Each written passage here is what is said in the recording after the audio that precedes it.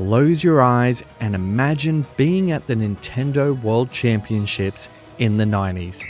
The crowd's cheering you on as you go up against some of the best players in the world. Now, open your eyes, because there's no need to imagine with Nintendo World Championships NES Edition, a collection of mini challenges in which you can compete with gamers all over the globe for ultimate bragging rights. What's it like? Grab a copy from Blockbuster, unplug the VHS to play your NES, and tune your TV to Channel 1 as we review Nintendo World Championships NES Edition. Before we go back to the future though, would you mind liking and subscribing? It's the best way that What's It Like can be found on YouTube, and it would be totally radical if you could. Nintendo World Championships NES Edition pits you against Switch gamers all over the world in a series of over 150 challenges that range in difficulty, focused solely on speedrunning. It eases you into the core mechanics of the game with simple challenges to start with, such as getting the first Super Mushroom in the original Super Mario Bros. Game, or doing a jump in Excite Bike. But then it slowly ramps up the difficulty of the challenges to become speedrunning the entire Super Mario Bros. Game, or completing the final dungeon in Legend of Zelda. These speedruns are somewhat similar to WarioWare and make for snappy gameplay, constantly engaging you as you play. If you mess up a challenge, you can simply tap out by pressing the ZR and ZL buttons to quit out and get back within the challenge in seconds. While some challenges may have frustrated me, mainly due to skill issues, being able to quickly restart or drop out helped me get back on the horse and just helped ease a lot of that tension. When you're ready to challenge others, you can dive into both the World Championships and Survival Mode. This is where the game really shines.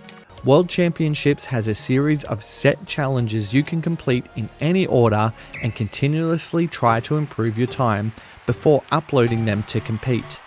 At the conclusion of the championship time period, you will receive your results and see how you stack up against other gamers in your age bracket. Survival Mode is a more competitive side-by-side mode that plays out like a battle royale. It's done really well because it pits you against other players' ghost data, meaning you don't have to worry about dropping out mid-competition, and queuing for a new set of competitors is fast and easy. These modes also have crowd noises that cheer on players, and it's a dynamic track, meaning that the crowd responds to the action on screen rather than just being background noise. It made me feel like I was really there. But if you are after real spectators, you can play Party Mode, which allows you to pair 8 Joy-Cons for some local challenges and ultimate bragging rights. Survival Mode is interesting as you can see your other players' ghost data playing out the same challenge in real time, and after getting pummeled in one particular challenge, I decided to review the footage using the Switch's built-in game recorder to make sure they weren't cheating. Sure enough, there was occasionally a seasoned old-school gamer taking shortcuts to get to the objective quicker. Not cheating though. So I studied the pattern and I went and unlocked that particular challenge in speedrun mode and then practiced it until I nailed it.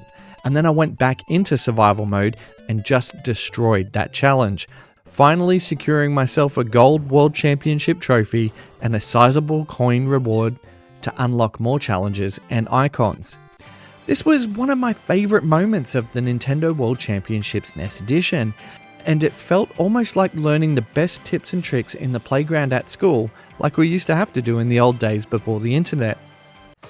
Then there's Master Challenges in speedrun mode, the cream of the crop. These come with classified information on how to make the best time. I loved this as it was like picking up an old school Nintendo Power guidebook to find out the best way to get to the end of Mario, or where to go to navigate the labyrinth in The Legend of Zelda.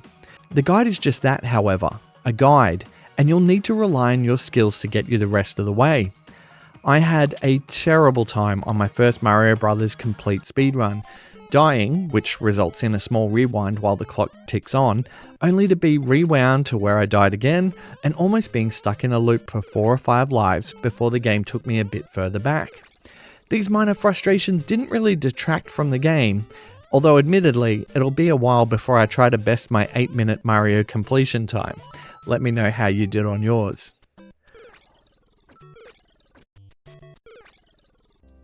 All these challenges unlock special badges which can be used to build your profile up to show other gamers for bragging rights.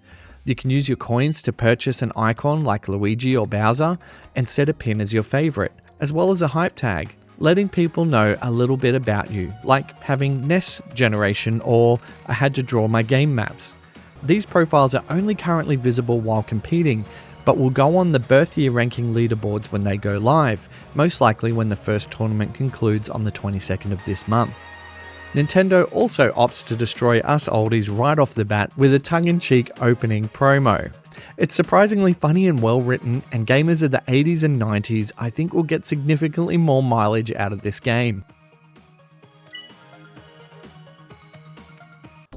All of this is presented in a slick and retro fashion, and the UI works well. Everything is crisp and colourful, and the pins you collect just look stunning.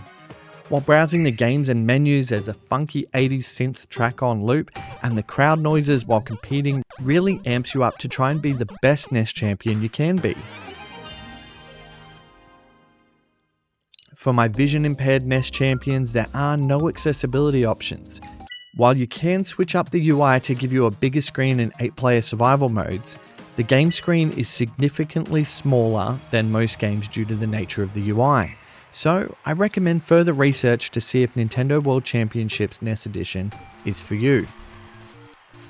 And finally, we have the value of the title, which I feel would be different depending on your age group. For me, I've not been able to put down the game, and I've had this wave of nostalgia that hasn't worn off while I've been playing it. I keep going back to try and win more challenges and coins, as well as bragging rights among my friends.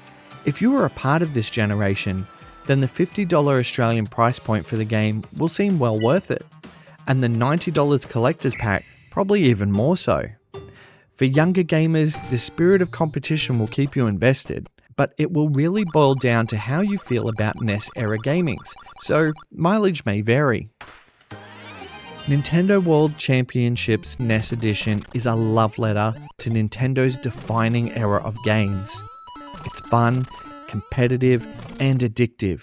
There's plenty to do and collect, and the rapid-fire gameplay and UI just keep you constantly engaged. There are moments that take you back to your childhood, and it's interesting to see players of all ages take different approaches to challenges, and learning from them is its own reward. It's a beautifully presented package, embracing the 80s and 90s in an unapologetic form to deliver amazing fan service, nostalgia, and of course, some very tricky challenges. So, what's it like? Nintendo World Championships NES Edition is like putting WarioWare on your NES.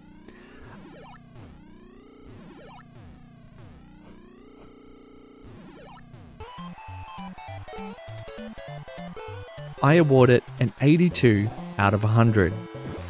In the interest of full disclosure, a review copy was provided by Nintendo ANZ, but this does not influence my score.